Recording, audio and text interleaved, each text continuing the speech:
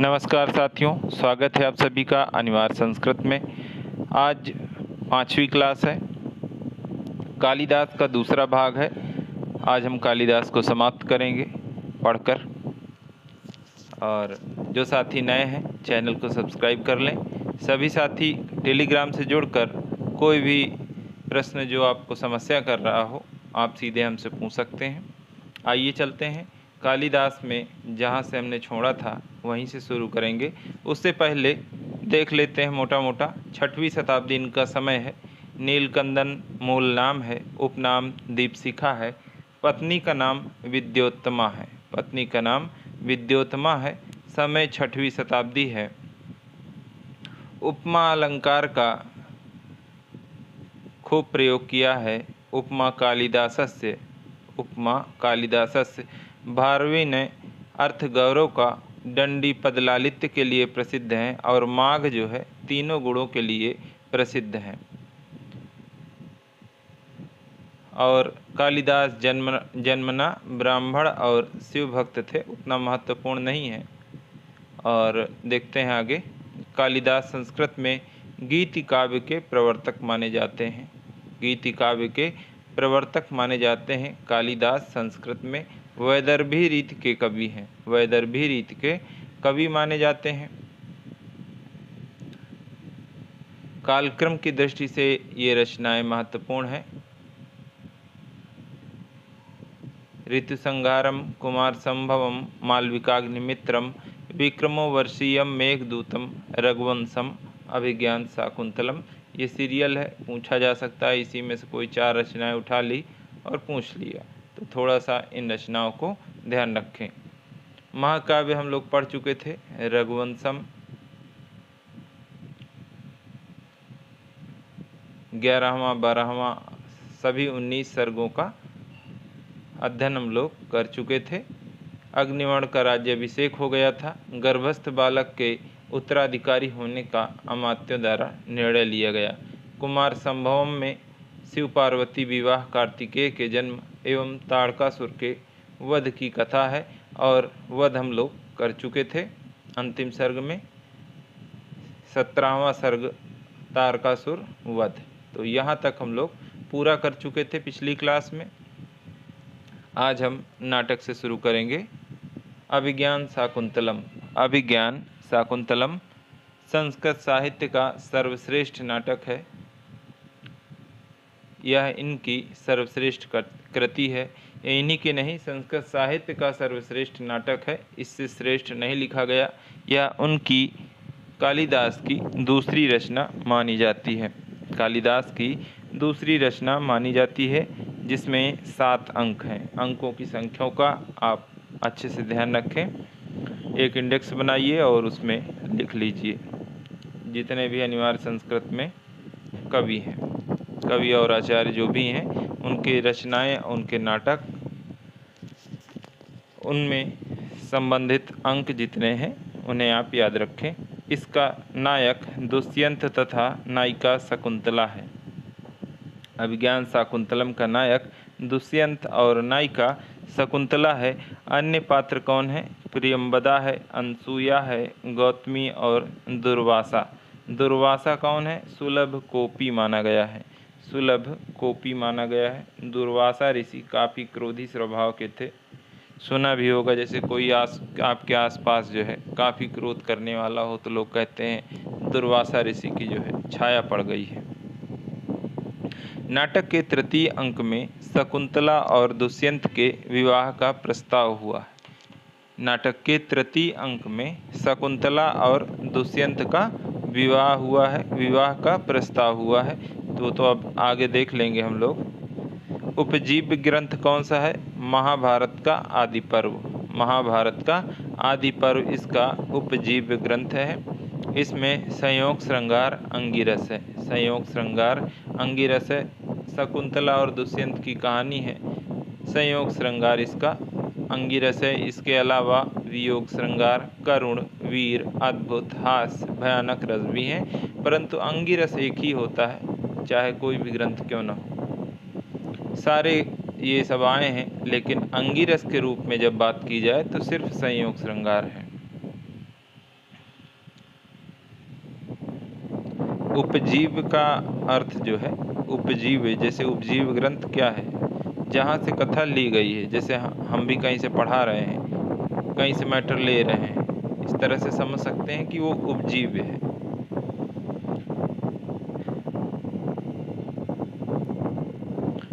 कालिदास ने अपने प्रसिद्ध नाटक अभिज्ञान शाकुंतलम में कालिदास ने अपने प्रसिद्ध नाटक अभिज्ञान शाकुंतलम में 24 प्रकार के छंदों का प्रयोग किया है। 24 प्रकार के छंदों का प्रयोग किया है, जिसमें मुख्य छंद कौन कौन है? आर्या 39, बसंत तिलका 30, अनुष्टुप 27, शार्दूल विक्रीड़त 22, वंशस्थ 13, उपजाति 11, मालिनी 9, शिखंडी 7, मंदक्रांता 5। इन सब छंदों का प्रयोग किया है कालिदास ने अभिज्ञान शाकुंतलम में। हालांकि ये नहीं पूछा जाएगा, ये पूछा जा सकता है कि निम्न में से किसका प्रयोग नहीं किया है, और इसी में से कोई 4 ऑप्शन दे देंगे और एक नहीं होगा, कोई अलग दे देंगे। तो आपको थोड़ा सा नज़र रखनी है। आर्या, बसंत तिलका, संख्या नहीं पूछी जाएंगी, अनुष्टुप, शार्दूल विक्रीड़ति, वंशस्थ, उपजाति, मालिनी, शिखरडी, मंदक्रांता, इतने ही छंद हैं जो मुख्य हैं। कालिदास ने प्रसाद और माधुर्य गुण का अधिक और ओज गुण का क्रम प्रयोग किया है। कालिदास ने प्रसाद और माधुर्य गुण का अधिक, प्रसाद और माधुर्य गुण का अधिक, ओज गुण का प्रयोग कम किया है। प्रसाद और माधुर्य का अधिक प्रयोग किया है, ओज गुण का प्रयोग कम किया है। अभिज्ञान शाकुंतलम नाटक की प्रसिद्धि के संबंध में एक सूक्ति है। अभिज्ञान शाकुंतलम नाटक की प्रसिद्धि के संबंध में एक सूक्ति है जो बहुत प्रसिद्ध है।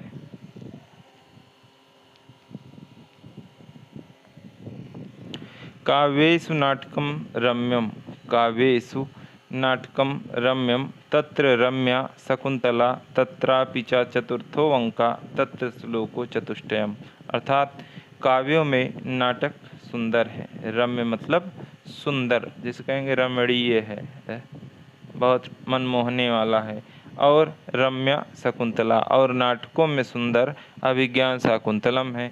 अभिज्ञान शाकुंतलम में के 7 अंकों में जो सर्वश्रेष्ठ है वो चौथा अंक है। अभिज्ञान शाकुंतलम के जो 7 अंकों में सर्वश्रेष्ठ है वो चौथा अंक है, और उस चतुर्थ अंक का भी चौथा श्लोक बहुत प्रसिद्ध है, बहुत अच्छा है। तो ये सूक्ति प्रसिद्ध है। अभिज्ञान शाकुंतलम की कथा इस प्रकार है। आइए कथा को देखते हैं कि क्या कथा है। 7 सर्गों में है,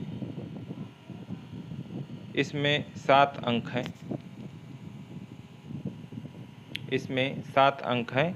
7 अंकों में दुष्यंत और शकुंतला के प्रेम, वियोग और पुनर्मिलन। प्रेम भी होता है, वियोग होता है। वियोग होता है मतलब अलग हुए होंगे, पहले प्रेम हुआ, मिले, फिर उसके बाद लड़ाई झगड़े हुए, अलग हो गए, फिर से मिल गए, उसी का वर्णन है। अंक 1 में क्या है? मृग का पीछा करते हुए राजा दुष्यंत कण्व ऋषि के आश्रम में प्रवेश करके मृग का, हिरण का पीछा करते हुए राजा दुष्यंत कण्व ऋषि के आश्रम में प्रवेश करके शकुंतला का दर्शन करता है। कण्व ऋषि के आश्रम में प्रवेश करके शकुंतला का दर्शन करता है। भ्रमर से शकुंतला की रक्षा करता है। भ्रमर से शकुंतला की रक्षा करता है। राजा शकुंतला पर अनुरक्त होता है। राजा शकुंतला पर अनुरक्त हो जाता है। शकुंतला का परिचय प्राप्त होता है कि वह विश्वामित्र और मेनका की पुत्री है। वह विश्वामित्र और मेनका की पुत्री है तथा कण्व द्वारा, कण्व ऋषि जिनके आश्रम में रह रही हैं, उन्हीं के द्वारा उनका पालन पोषण हुआ है। शकुंतला राजा के गुणों पर मुग्ध है।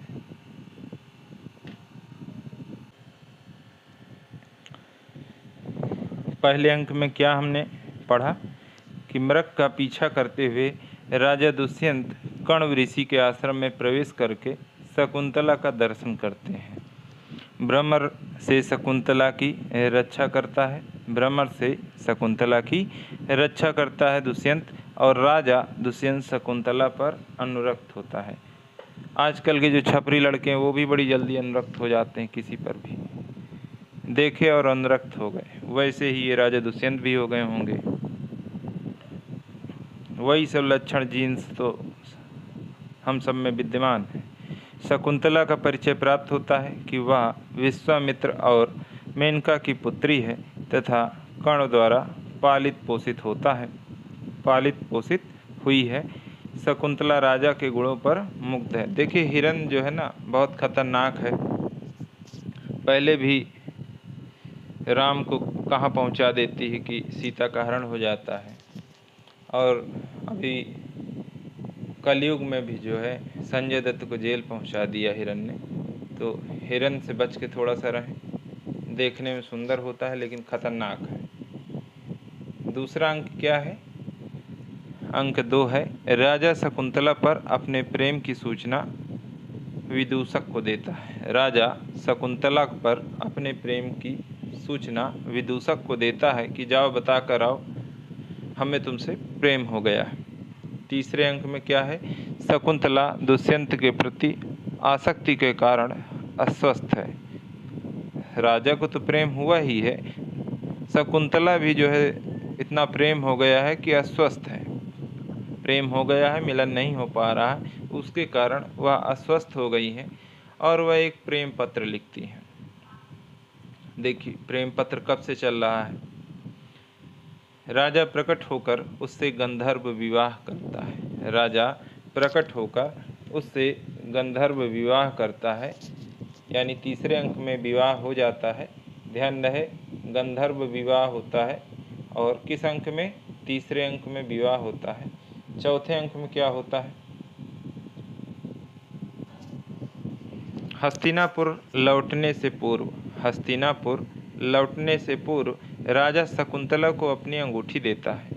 हस्तिनापुर लौटने से पूर्व राजा शकुंतला को अपनी अंगूठी देता है और कहता है कि इसमें जितने अक्षर हैं उतने दिन से पूर्व मैं तुम्हें अपने अंतःपुर में बुला लूँगा। गंधर्व विवाह किया है, साथ नहीं लेके गए हैं। हस्तिनापुर लौटने से पहले राजा शकुंतला को अपनी अंगूठी दे देता है और कहता है इसमें जितने अक्षर हैं उतने दिन से पहले ही मैं तुम्हें अपने अंतःपुर में बुला लूँगा। आतिथ्य न करने पर दुर्वासा ऋषि शकुंतला को शाप देते हैं कि अवसर आने पर तुम्हारा पति तुम्हें नहीं पहचानेगा। बताइए, अब दुर्वासा ऋषि का शाप लग गया और ऐसा शाप की जो है कि अब जब अवसर आ जाएगा तब तुम्हारा पति तुम्हें नहीं पहचानेगा। अनुसूया की प्रार्थना पर दुर्वासा आश्वासन देते हैं कि अंगूठी दिखाने पर शाप निवृत्त होगा। अनुसूया की प्रार्थना पर दुर्वासा आश्वासन देते हैं कि अंगूठी दिखा दोगे तो राजा पहचान लेगा तुम्हें। कण्व ऋषि सोम तीर्थ की यात्रा से लौटते हैं, यानी कण्व ऋषि जिनके यहाँ पालन पोषण हुआ है वो सोम तीर्थ की यात्रा पर गए थे। ध्यान रहे कि सोम तीर्थ यात्रा पूछा जा सकता है, सिर्फ कहानी नहीं है कि कहानी सुने और भुला दिए। पूछा जा सकता है कण्व ऋषि अभिज्ञान शाकुंतलम में कहाँ की यात्रा पर गए थे। तो सोम तीर्थ, मंगल तीर्थ, बुद्ध तीर्थ, ऐसे ही कुछ मिलते जुलते ऑप्शन दिए जाएंगे। तो आपको ध्यान रखना है सोम तीर्थ की यात्रा से लौटते हैं। उन्हें आकाशवाणी से शकुंतला और दुष्यंत के साथ गंधर्व विवाह और शकुंतला के गर्भवती होने का समाचार मिलता है। आकाशवाणी से देखिए उनको पता चल गया कण्व ऋषि को कि शकुंतला और दुष्यंत का गंधर्व विवाह हो चुका है और शकुंतला गर्भवती हो गई है। ऋषि 2 शिष्यों के साथ शकुंतला को राजा के पास भेजते हैं। ऋषि 2 शिष्यों के साथ, ऋषि कण्व ऋषि आ गए हैं सोम तीर्थ की यात्रा से, तो 2 शिष्य हैं, उनके गुरु हैं, पढ़ा रहे होंगे। तो 2 शिष्यों के साथ शकुंतला को राजा के पास भेज देते हैं। शकुंतला वृक्षों, लताओं, पशु पक्षियों, मृग, शिशु, हिरण के बच्चों, सखियों और पिता से विदाई लेकर हस्तिनापुर के लिए चल पड़ती है। सभी से विदा ले लिया, जीव जंतुओं, पशु पक्षियों तक से जो है विदा ले लिया और हस्तिनापुर के लिए चल पड़ती हैं। 5वां अंक है, शकुंतला राजा दुष्यंत के राजद्वार में पहुंचती है। शकुंतला राजा दुष्यंत के राजद्वार में पहुंचती हैं और राजा दुर्वासा के शाप के कारण शकुंतला को नहीं पहचानता है। शकुंतला राजा के यहाँ पहुँच गई हैं। सोचिए कि कोई आपकी प्रेमिका हो और प्रेमिका या प्रेमी जो भी है आपके दरवाजे आ जाए, तो आजकल तो लोग इसलिए नहीं पहचानते हैं कि जो है घर वाले घुसने नहीं देंगे। तब तो शाप के कारण जो है दुष्यंत नहीं पहचान पाते हैं। तो रोती हुई शकुंतला को एक अप्सरा उसकी माता मेनका उठा ले जाती है। रोती हुई शकुंतला रोने लगती है तो एक अप्सरा उनकी माता जो मेनका है, मेनका और विश्वामित्र की पुत्री शकुंतला जो है रोने लगती हैं। जब रोने लगती हैं तो अप्सरा आती है और उन्हें उठा ले जाती है। छठवां अंक है सची तीर्थ में। छठा अंक सची तीर्थ। देखिए, एक शब्द आया सोम तीर्थ, जिसकी यात्रा करने गए थे। सची तीर्थ में शकुंतला की गिरी हुई अंगूठी। सची तीर्थ क्या है? तालाब है जिसमें शकुंतला की अंगूठी एक मछुए को मिलती है। मछुए क्या है? मछुआरा है, मछली पकड़ता रहा होगा और किसी दिन गई होंगी शकुंतला और उनकी अंगूठी गिर गई। अंगूठी गिर गई तो उसको मछली ने कैसे भी निगल लिया और वो उसके पेट में पड़ी रही। ज़्यादा सोचने वाली बात नहीं है। हाँ, ज़्यादा तर्क वितर्क नहीं करना है, कहानी है। तो उसके पेट में पड़ी रही और हो सकता है उसी दिन उसने उसको पकड़ लिया और मछुआरे ने मछली को काटा होगा तो उसको वो अंगूठी मिली। जब मिली, उस अंगूठी के मिलते ही राजा को शकुंतला के विवाह की सारी बातें स्मरण आ गई। तो मछुआरे ने क्या किया? वो अंगूठी को राजा को पहुंचा दिया। जब राजा को पहुंचा दिया तो शकुंतला के विवाह की सारी बातें स्मरण हो आई। राजा दिन रात दुखित रहने लगा। राजा दिन रात दुखित होने लगा। तो यहाँ पर ध्यान देने योग्य ये बात है कि सची तीर्थ या सोम तीर्थ पूछा जा सकता है कि किस तालाब में उनकी अंगूठी, शकुंतला की अंगूठी गिर गई थी। तो सोम तीर्थ, सची तीर्थ, और भी कोई तीर्थ हो सकता है, राम तीर्थ। तो सची तीर्थ तालाब का नाम है। सोम तीर्थ जो है जहाँ पर वो यात्रा करने गए थे कण्व ऋषि, उसका नाम है, स्थान का नाम है। सभी प्रसन्नता के आयोजन समाप्त कर दिए गए। जब राजा रात दिन दुखी रहेंगे तो प्रसन्नता के जो आयोजन थे समाप्त कर दिए गए। इंद्र का सारथी मातली आकर राजा का संदेश सुनाता है। इंद्र का सारथी मातली आकर राजा को संदेश सुनाता है कि इंद्र ने राक्षसों के वधार्थ आपको बुलाया है। इंद्र जो है डरपोक राजा था और खुद तो कुछ कर नहीं पाते थे, तो इसको उसको बुला के लाते थे कि चलो तुम। और मैंने आज तक जितनी भी बार देखा इंद्र को हारते हुए ही देखा, शायद ही कहीं जीते हों। और सबसे पहले इन्हीं का सिंहासन डोल जाता था। डर के भाग जाते थे कि सिंहासन डोला नहीं, पहुँचे जो है शिव जी के पास, ब्रह्मा जी के पास, बचा लो महाराज हमें, प्रभु बचाइए, प्रभु रक्षा करिए। तो राक्षस के वधार्थ आपको बुलाया है। किसने बुलाया है? इंद्र ने। किसको बुलाया है? राजा दुष्यंत को। राजा स्वर्ग के लिए प्रस्थान करता है। राजा स्वर्ग के लिए छठे सर्ग में, छठे अंक में प्रस्थान कर जाते हैं। सातवां अंक देखते हैं। राजा दैत्यों पर विजय प्राप्त करता है। राजा दैत्यों पर विजय प्राप्त कर लेते हैं। स्वर्ग से लौटते समय मारीच ऋषि के आश्रम में शकुंतला और पुत्र भरत से राजा का मिलन होता है। मारीच ऋषि दोनों को आशीर्वाद देते हैं।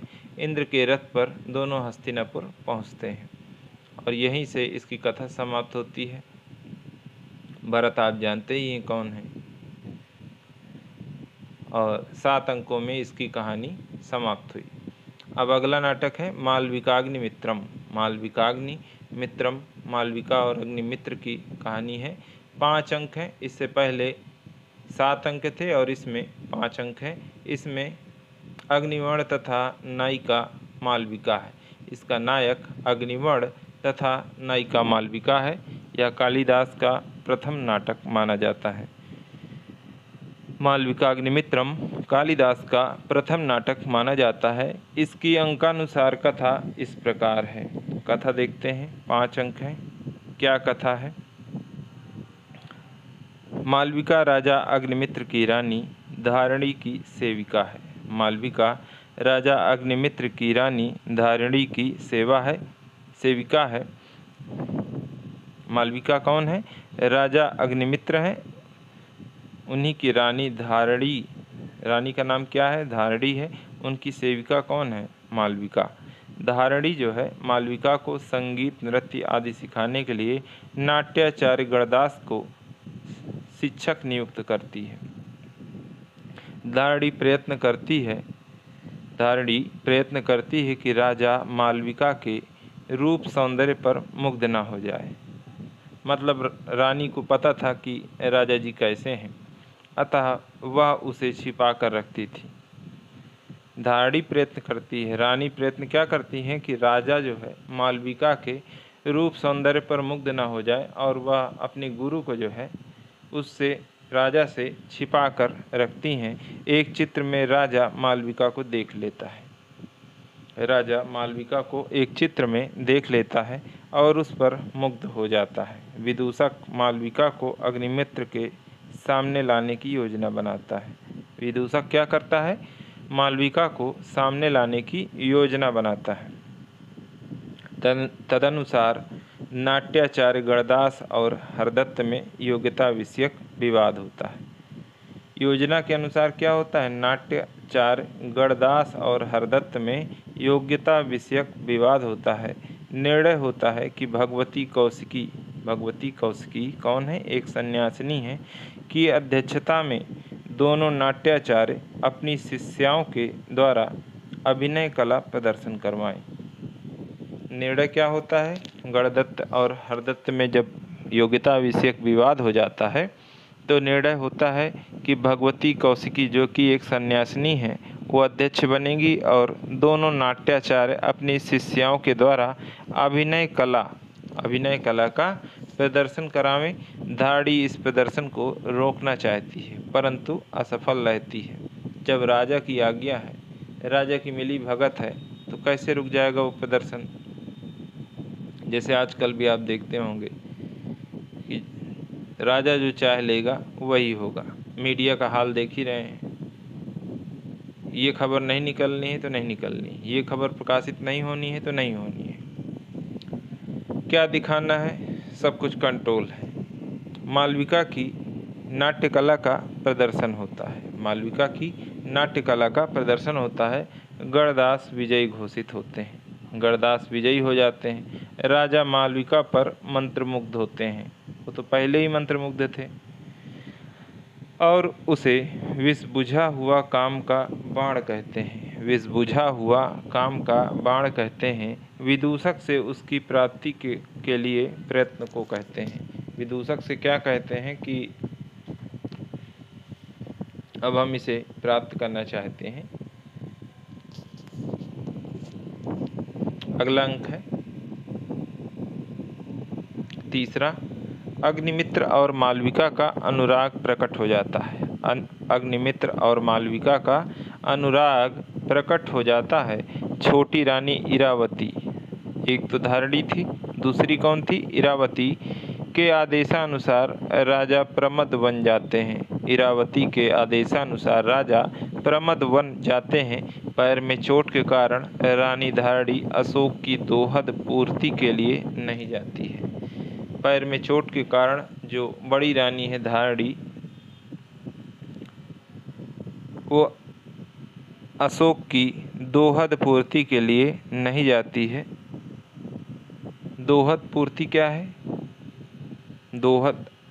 दोहद पूर्ति के लिए नहीं जाती। दोहद पूर्ति क्या है? एक प्रकार की इच्छा, जैसे गर्भवती स्त्रियां जो होती हैं उनकी इच्छाएं तरह तरह के होती रहती हैं। यहाँ जाना है, वहाँ जाना है, ये खाना है, वो खाना है, तो उसको दोहत कहा जाता है। तो एक प्रकार की इच्छा है और वह अपने स्थान पर मालविका को इतदर्थ भेजती है। दाढ़ी नहीं गई और अपने स्थान पर मालविका को भेज देती है। राजा और मालविका का मिलन होता है। इरावती आकर विघ्न डालती है। अब राजा जो चाहते थे वो हो गया, तो जब मिलन हो जाता है इरावती को पता चलता है तो वो विघ्न डालती है और राजा को बुरा भला कहती है। तो कोई भी कहेगा किसी का पति किसी अन्य महिला के साथ होगा, तो भला बुरा इरावती ने कहा। चौथा अंक है क्रुद्ध होकर रानी धारणी मालविका और उसकी सखी बकुलावलिका को जेल में डाल देती है। क्रुद्ध होकर रानी धारणी क्या करती है? मालविका और उसकी सखी बकुलावलिका को जेल में डाल देती है। विदूषक सांप से काटे जाने का बहाना बनाकर धारणी की सर्प मुद्रा युक्त अंगूठी प्राप्त करता है।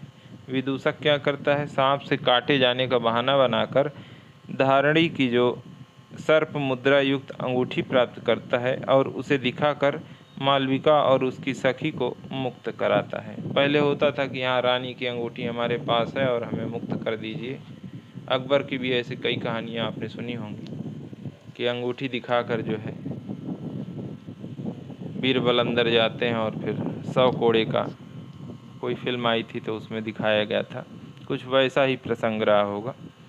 तो मालविका और बकुलावलिका दोनों मुक्त करवाता है कौन? विदूषक। पांचवा अंक है, इस अंक में विदर्भ देश से आई हुई 2 सेविकाओं से मालविका का परिचय प्राप्त होता है। पांचवें अंक में क्या होता है? विदर्भ देश से आई हुई 2 सेविकाओं से मालविका का परिचय प्राप्त होता है। पूरा विवरण ज्ञात होने पर रानी धारणी की अनुमति से राजा अग्निमित्र और मालविका का विवाह हो जाता है। पूरा विवरण ज्ञात होने पर रानी धारणी की बताइए अब लास्ट में अनुमति दे दी। हैप्पी एंडिंग हो गई। फिल्म ऐसे ही ख़त्म होती हैं जो बॉलीवुड की हैं। पहले ऐसे ही होता था कि राजा अग्निमित्र और मालविका का विवाह हो जाता है। तो पहली धारणी थी और छोटी पत्नी छोटी रानी इरावती थी, एक और आ गई मालविका हो गई। अब अगला नाटक है विक्रमोर्वशीयम। इसमें 5 अंक है। इसका नायक पुरूरवा और नायिका उर्वशी है। यह कालिदास द्वारा विरचित 2-3 नाटक है। इसकी कथा इस प्रकार है कि इसमें राजा पुरूरवा विक्रम और उर्वशी नामक अप्सरा की प्रणय कथा वर्णित है। 5 ही अंक हैं पूर्व की भांति। पहला अंक क्या है? राजा पुरूरवा केसी राक्षस से उर्वशी का उद्धार करता है। उर्वशी के सौंदर्य और राजा के पराक्रम के कारण वे दोनों एक दूसरे पर मुग्ध हैं। राजा पुरूरवा केसी राक्षस से संत्रस्त उर्वशी का क्या करता है? उद्धार करता है। जैसे कई होते हैं गुंडे आसपास लोगों को त्रस्त किए रहते हैं, तो उसी प्रकार पुरूरवा ने केसी राक्षस से संत्रस्त उर्वशी का उद्धार किया। उर्वशी के सौंदर्य और राजा के पराक्रम के कारण वे दोनों एक दूसरे पर मुग्ध हो जाते हैं। अंक 2 है उर्वशी को राजा के प्रेम का पता लगता है। उर्वशी का एक प्रेम पत्र विदूषक की त्रुटि से देवी अवसीनरी को मिल जाता है। देवी अवसीनरी कौन है? उर्वशी का एक प्रेम पत्र विदूषक की गलती से कहाँ पहुँचता है? देवी अवसीनरी को, और वह राजा को डांटती हैं। पुरूरवा डांटे जाते हैं कि ये सब क्या लगा रखा है बाहर। तो राजा अनुनय करके उनका क्रोध शांत करता है। क्रोध शांत किए अगला अंक आ गया। भरत मुनि द्वारा निर्देशित एक नाटक में उर्वशी पुरुषोत्तम विष्णु के नाम के स्थान पर पुरूरवा नाम ले लेती है। भरत मुनि द्वारा निर्देशित एक नाटक में उर्वशी पुरुषोत्तम विष्णु के नाम के स्थान पर पुरूरवा नाम ले लेती है। इस पर क्रुद्ध होकर भरत मुनि ने शाप दिया कि पुत्र दर्शन तक वह मृत्युलोक में रहे, उर्वशी राजा के पास रहती है। देखिए, धोखे से ले लिया और वही नाम जो है प्रसिद्ध हो गया और उसी कारण से शाप भी मिला। चौथा अंक है, राजा एक विद्याधर कुमारी को देखकर मुग्ध होता है। राजा एक विद्याधर कुमारी को देखकर मुग्ध होता है। चौथा अंक है, इस पर क्रुद्ध होकर उर्वशी कार्तिकेय के गंधमादन उपवन में चली जाती हैं। क्रुद्ध होकर उर्वशी कहाँ चली जाती हैं? कार्तिकेय के गंधमादन उपवन में। गंधमादन उपवन का नाम पूछा जा सकता है कि उर्वशी कहाँ चली जाती हैं? गंधमादन उपवन में है किसका? कार्तिकेय का। कार्तिकेय का नियम था कि जो स्त्री इस उपवन में आएगी वह लता हो जाएगी। अब वो लता बन गई होंगी, उर्वशी भी लता के रूप में परिवर्तित हो जाती थी। कार्तिकेय ने नियम बना रखा था कि जो गंधमादन उपवन में प्रवेश करेगी वह लता के रूप में बदल जाएगी। उर्वशी भी लता के रूप में परिवर्तित हो जाती है। अब राजा अत्यंत शोक करता है। आकाशवाणी होती है कि संगमनीय मणि को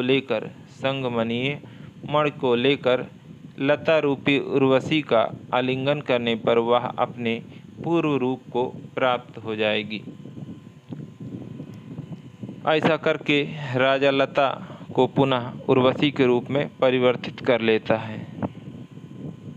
चौथे अंक में देखिए, पुनर्मिलन हो गया, परिवर्तित करके ले गए।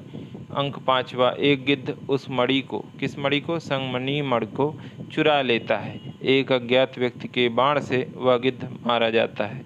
एक अज्ञात व्यक्ति ने क्या किया? गिद्ध को मार गिराया। उस बाण पर पुरूरवा का पुत्र आयुष लिखा है। उस बाण में क्या लिखा है? पुरूरवा का पुत्र आयुष। उर्वशी ने अपने पुत्र को जानबूझकर च्यवन ऋषि के आश्रम में छिपाकर रखा था। उर्वशी ने अपने पुत्र को जानबूझकर च्यवन ऋषि के आश्रम में छिपा रखा था। पुत्र दर्शन होते ही उर्वशी को पुनः स्वर्ग जाने के आदेश से वह बहुत दुखी है। उर्वशी को पुनः स्वर्ग जाने के आदेश से वह बहुत दुखी है। इस समय नारद इंद्रलोक से आते हैं। नारद इंद्रलोक से आते हैं और सूचित करते हैं कि इंद्र को युद्ध में पुरूरवा की सहायता अपेक्षित है। अतः इंद्र ने कृपा की है कि उर्वशी अब सदा पुरूरवा के पास ही रहेगी। पुत्र दर्शन हो गया है, मृत्युलोक में जो रहने का शाप था वो खत्म हो गया। और उसके बाद हुआ क्या कि नारद इंद्रलोक से आते हैं और सूचित करते हैं कि इंद्र को युद्ध में पुरूरवा की सहायता अपेक्षित है। इंद्र को हमेशा सहायता ही चाहिए, जैसा कि पिछले नाटक में भी बताया गया। वहाँ पर भी उन्होंने बुला भेजा था राजा दुष्यंत को। इंद्र ने कृपा की है कि उर्वशी अब सदा पुरूरवा के पास ही रहेगी। ठीक है भाई, रहेगी तो रहेगी। गीति काव्य और महाखंड काव्य, महाकाव्य हो गया, नाटक हो गए। अब गीत काव्य या खंड काव्य जो है मेघदूत। उपजीव ग्रंथ क्या है जहाँ से इसकी कहानी ली गई है? वो वाल्मीकि रामायण है। इसकी कथा 2 भागों में है। प्रथम का नाम पूर्व मेघ, बाद वाले का उत्तर मेघ है। तो इसमें तो कोई समस्या नहीं होनी चाहिए। 115 श्लोक हैं। इसमें 115 श्लोक हैं। श्लोकों की संख्या पूछी जाती है कि मेघदूतम में कितने श्लोक हैं, तो 115 श्लोक हैं। पात्र यक्ष यक्षिणी है, वियोग श्रृंगार प्रधान है। पात्र क्या है? यक्ष यक्षिणी है और वियोग श्रृंगार प्रधान है मेघदूतम रचना। मेघदूत की 50 से अधिक संस्कृत टीकाएं लिखी गई हैं। मेघदूत की 50 से अधिक संस्कृत टीकाएं लिखी गई हैं, किंतु मल्लिनाथ द्वारा की गई संजीवनी टीका, ध्यान रहे मल्लिनाथ द्वारा कौन सी टीका लिखी गई? संजीवनी। किस ग्रंथ पर, किस खंड काव्य पर? मेघदूतम पर। संजीवनी टीका सबसे प्रामाणिक मानी जाती है। मेघदूत की संक्षिप्त कथा। मेघदूत की संक्षिप्त कथा क्या है, आइए देखते हैं। इसमें विरही यक्ष का वर्णन है। वह मेघ के द्वारा अपनी प्रिया यक्षिणी को संदेश भेजता है। इसमें विरही यक्ष का वर्णन है। वह मेघ यानी बादल के द्वारा अपनी प्रिया यक्षिणी को संदेश भेजता है। क्या भेजते हैं कि पूर्व मेघ में रामगिरी से लेकर अलका तक का मार्ग बताया गया है। पूर्व मेघ अंक का नाम है और पूर्व मेघ उत्तर मेघ रामगिरी से लेकर अलका तक का मार्ग बताया गया है और उत्तर मेघ में प्रिया के लिए संदेश है। संक्षिप्त कथा इस प्रकार है। देखिए, जितना ज़रूरी है उतना ही बताया जा रहा है, अधिक नहीं है। और सामान्यतः ये भी है, प्रयास है कि आपको सामान्यतः सिर्फ क्लास से ही कहानी सुन लेंगे तो आपको याद रहेगा।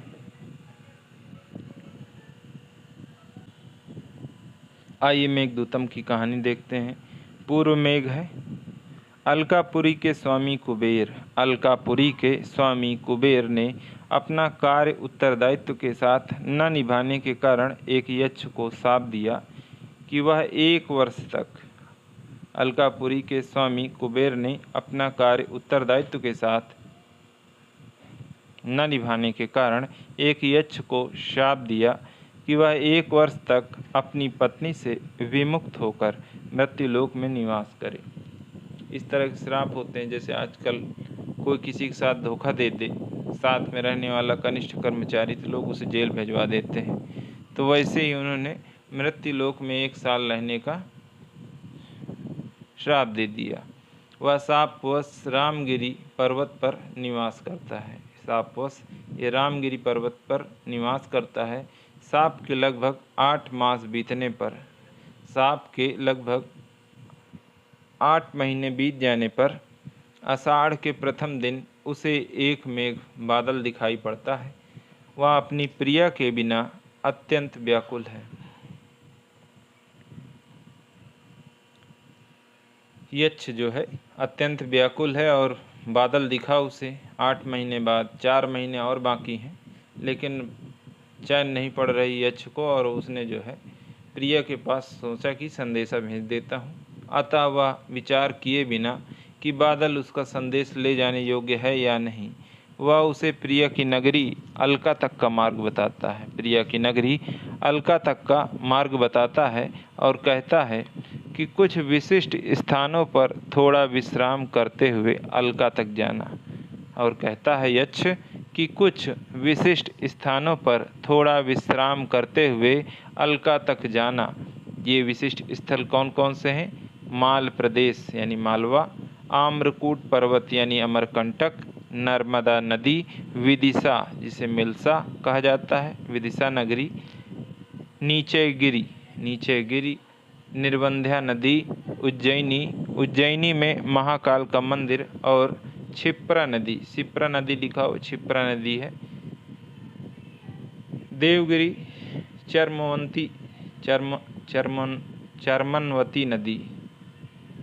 चरमनवती नदी, जैसे कोई शब्द पहली बार पढ़ो तो ऐसी दिक्कतें होती हैं।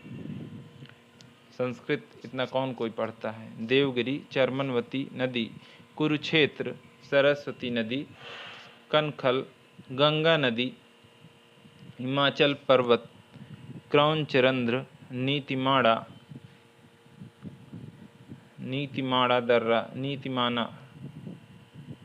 दर्रा, कैलाश और अलका नगरी। आप ये दर्रे पढ़े होंगे। वहाँ नीलिमा उत्तराखंड का ये दर्रा है।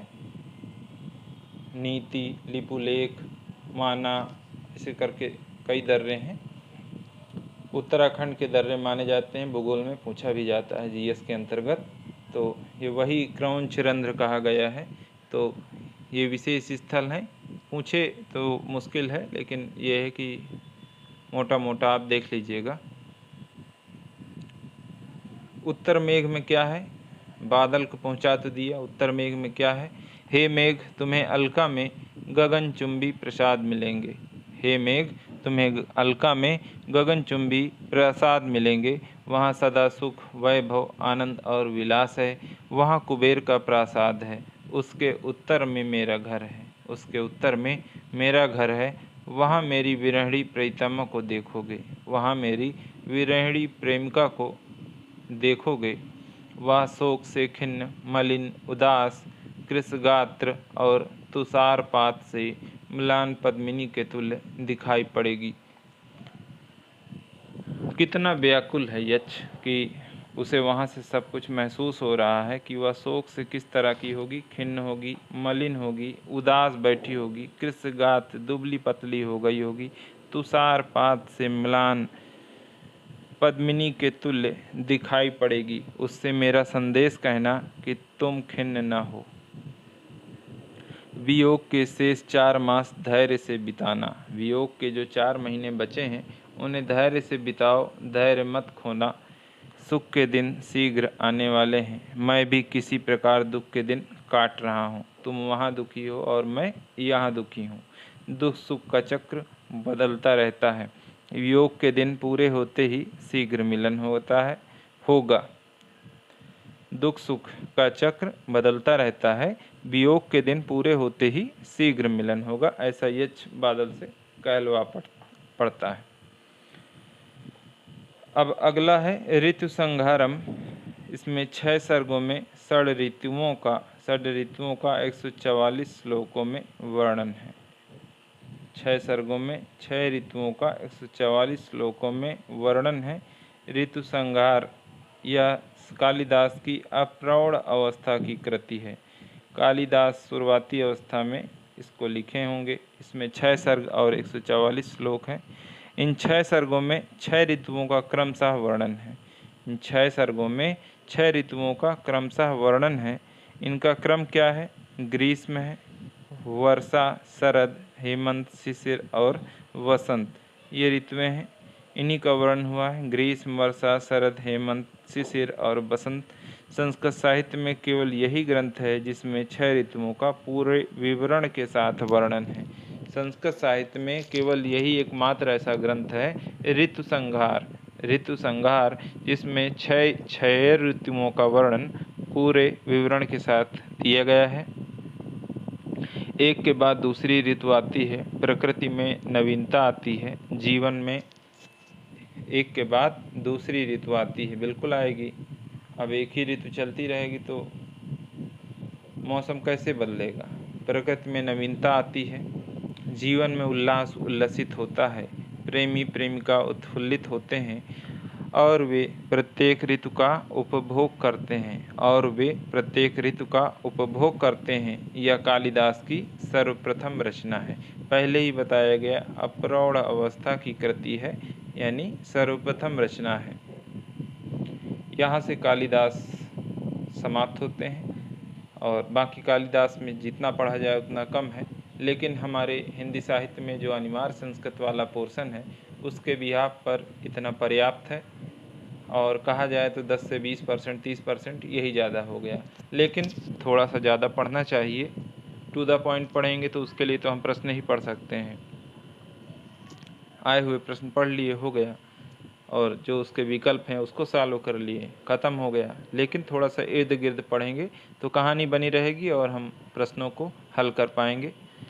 कालिदास पर आधारित 30-40 प्रश्न हैं, इनको भी देख लेते हैं। और हमारी तरफ से कालिदास के लिए इतना पर्याप्त है और परीक्षा पास करने के लिए इतना काफ़ी है। जो साथी नए हैं, आप कहीं की भी परीक्षा दीजिए, उत्तराखंड, उत्तर प्रदेश, तो आपको इससे बाहर प्रश्न नहीं मिलेंगे। अभी नहीं कि लास्ट ईयर के प्रश्न उठा के आप देख लें तो आप वहाँ से कहें कि ये तो वही पढ़ाया जा रहा है। आने वाली परीक्षाओं को देखिएगा आप। अभी आपने आरपीएससी में देखा, उसके पहले आप और भी परीक्षाओं में देखिए, असिस्टेंट प्रोफेसर में देख लीजिए। तो यहाँ संस्कृत की बात हो रही है। पहला प्रश्न है, रघुवंश महाकाव्य में सर्ग हैं। रघुवंश महाकाव्य में कितने सर्ग हैं? 19 सर्ग हैं। देखिए अभी पढ़ें हम लोग तो बिल्कुल कोई दिक्कत नहीं होगी। कालिदास ने सुलभ कोपी महर्षि किसे कहा है? सुलभ कोपी किसे कहा है? अभी पढ़ा कि दुर्वासा जो है हमेशा क्रोध में रहते थे। सुलभ कोपी। कौन सा ग्रंथ कालिदास प्रणीत है? कौन सा ग्रंथ कालिदास प्रणीत है? तो मालविकाग्निमित्रम, जिसमें अग्निमित्र और मालविका का वर्णन किया गया है। कौन सी रचना कालिदास की नहीं है? कौन सी रचना कालिदास की नहीं है? मेघदूतम है, अभिज्ञान शाकुंतलम है, रघुवंशम है, 10 कुमार चरितम कालिदास की रचना नहीं है। चौथा प्रश्न है, कौन सी कृति कालिदास कृत नहीं है? कौन सी कृति कालिदास कृत नहीं है? कुमार संभवम, अभिज्ञान शाकुंतलम, रघुवंशम, उत्तर रामचरितम।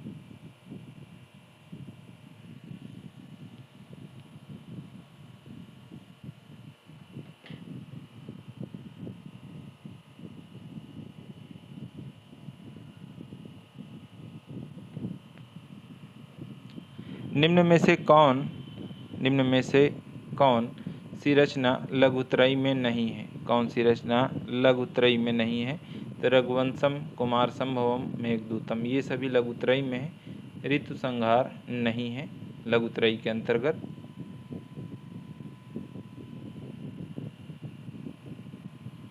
एक मैचिंग वाला प्रश्न है 8वां।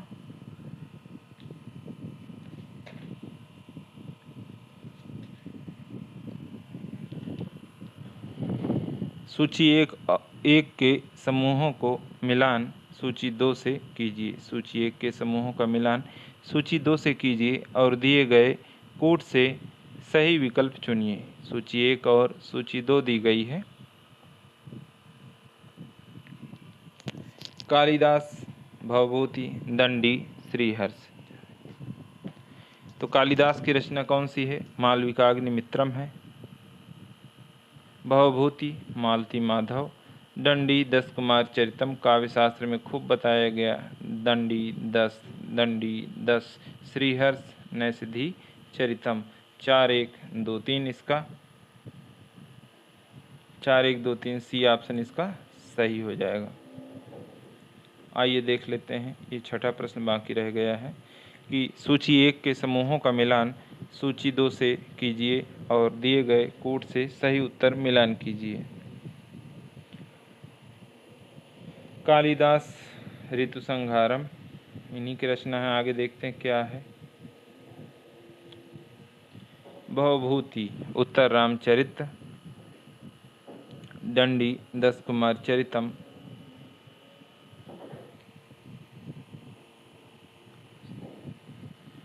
और बाणभट्ट की कादंबरी है। श्रीहर्ष की नैषधि चरितम है। 1 4 2 5 3 पहला ही विकल्प सही है। अब यहाँ पर उम्मीद है कोई प्रश्न नहीं बचा है, सारे हो गए हैं 8। आगे चलते हैं। कारमाता ही प्रकृति कृपणा व श्रतना चेतनेषु, यह पंक्ति किस ग्रंथ से है? यह पंक्ति किस ग्रंथ से है? तो ध्यान रखिए मेघदूतम से है। 13वां प्रश्न है, सूची 1 के समूहों का मिलान सूची 2 से कीजिए और सही उत्तर का चुनाव कीजिए।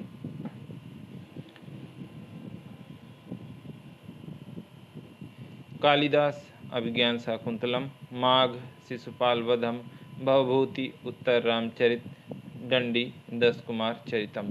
2 3 4 1 बी विकल्प सही हो जाएगा। मैचिंग देख के कभी डरा मत कीजिए, 1 2 भी पता है तो सारे हो जाएंगे। सूची 1 के समूहों का मिलान सूची 2 से कीजिए और दिए गए सही विकल्प चुनिए। कालिदास ऋतु संहारम, भवभूति उत्तर रामचरित, दंडी 10 कुमार चरितम, बाणभट्ट कादंबरी, श्रीहर्ष नैषधि चरितम। वही प्रश्न फिर से रिपीट हो गया है।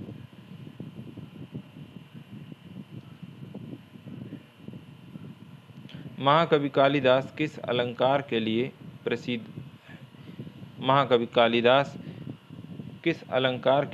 प्रसिद्ध हैं? उपमा कालिदासस्य, तो उपमा के लिए प्रसिद्ध है। रघुवंशम किसकी रचना है? रघुवंशम किसकी रचना है? कालिदास जी की है।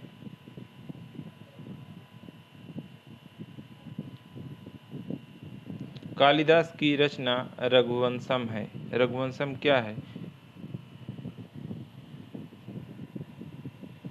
खंड काव्य है, मुक्तक काव्य है, एक महाकाव्य है या गीति काव्य है? तो ये महाकाव्य है। रघुवंशम महाकाव्य कालिदास की प्रथम कृति है। कालिदास की प्रथम कृति है। अप्रौढ़ कृति जिसे माना जाता है। ऋतु संहार, 6 ऋतुओं का वर्णन किया गया है, सबसे लास्ट में पढ़ा गया है। कालिदास किस रीति के सर्वोच्च कवि हैं? किस रीति की, जब रीति की बात आए तो वैदर्भी रीति के सर्वोच्च कवि हैं। सी ऑप्शन सही है।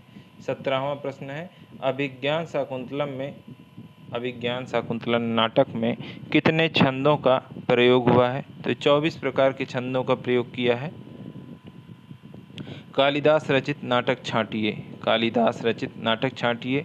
विक्रमोर्वशीयम।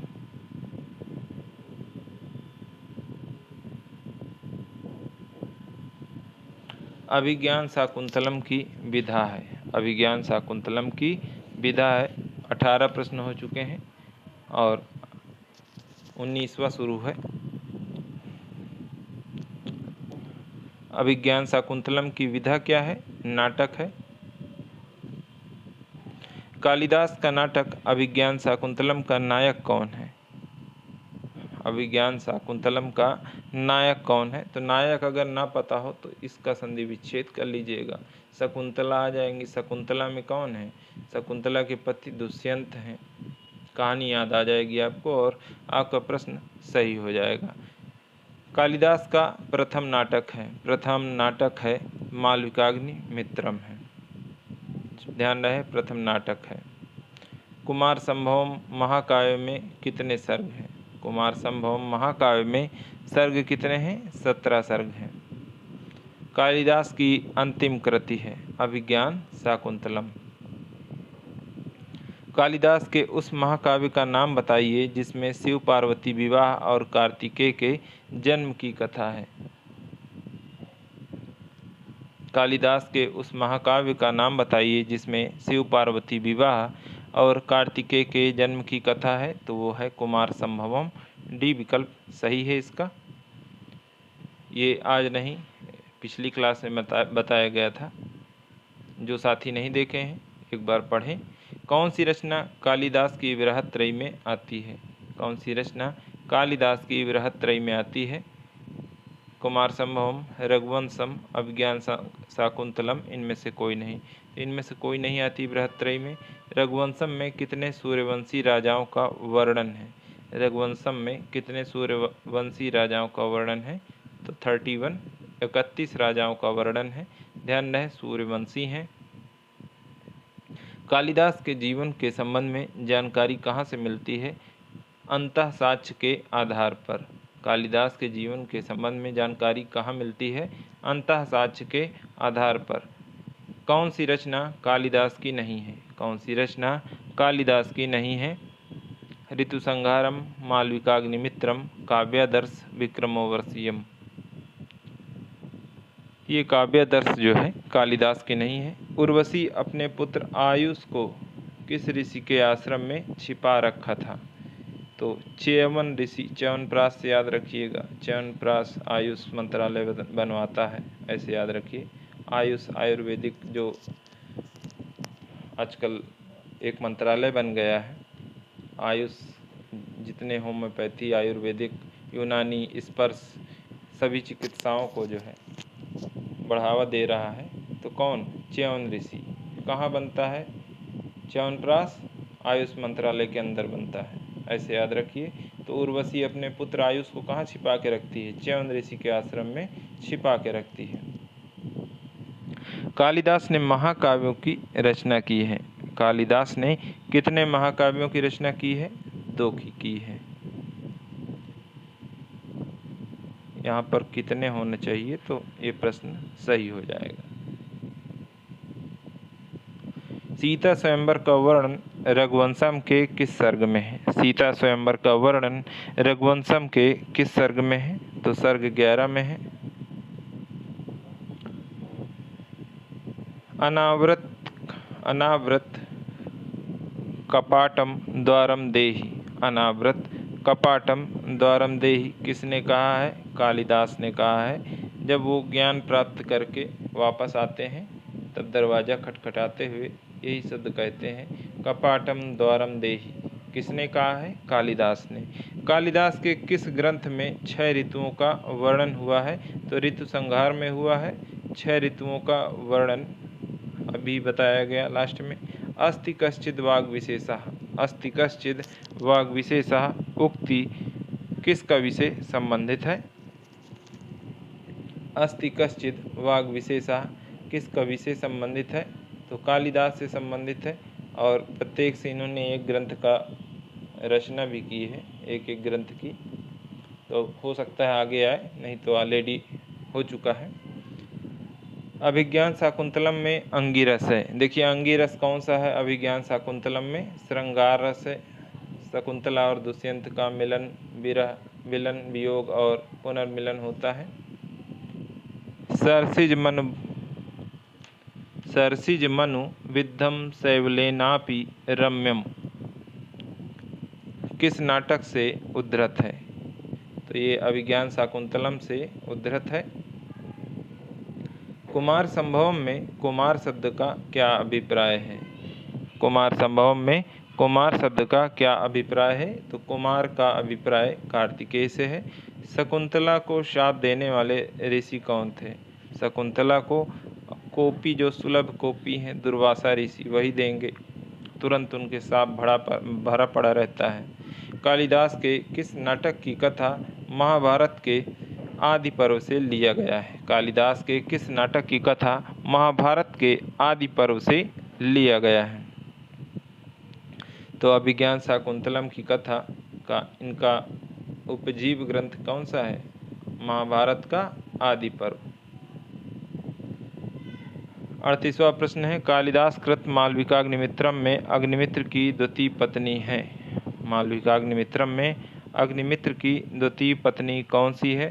तो धारणी रहती है, फिर इरावती रहती है और लास्ट में मालविका से उनका प्रेम प्रसंग चलने लगता है, विवाह हो जाता है। तो छोटी पत्नी कौन? छोटी रानी इरावती। विक्रमोर्वशीयम का नायक है। विक्रमोर्वशीयम का नायक है पुरूरवा। कालिदास के ग्रंथों की संख्या है। कालिदास के ग्रंथों की संख्या है 7 ग्रंथ हैं।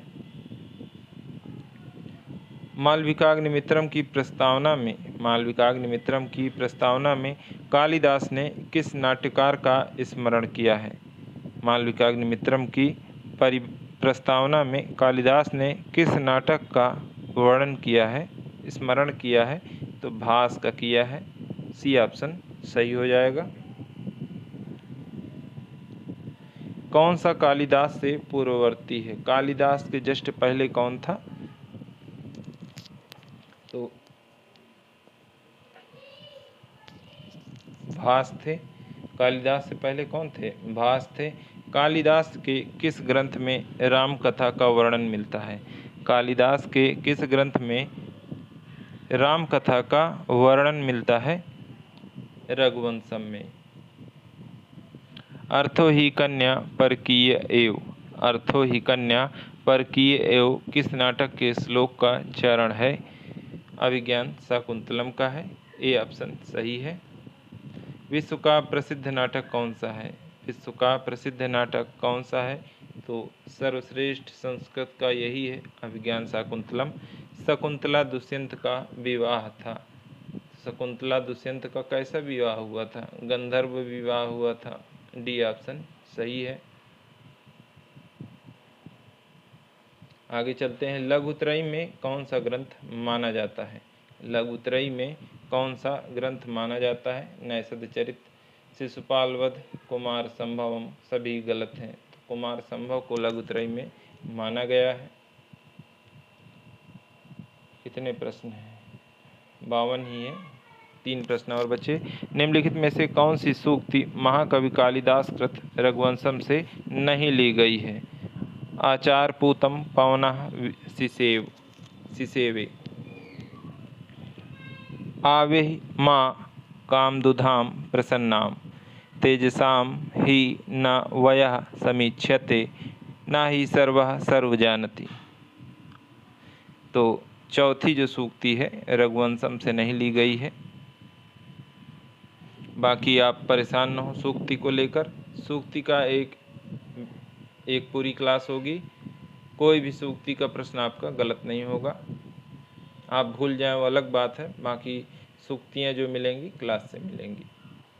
निम्नलिखित में से कौन सी सूक्ति महाकवि कालिदास द्वारा रचित अभिज्ञान शाकुंतलम नाटक से अवतरित नहीं है?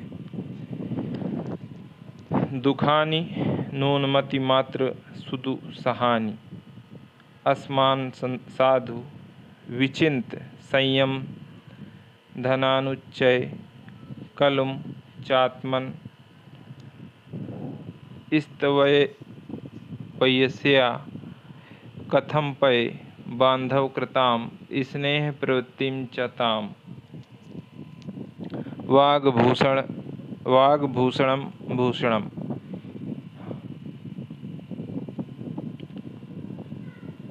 ये अभिज्ञान शाकुंतलम से नहीं है, बाकी सभी अभिज्ञान शाकुंतलम से हैं।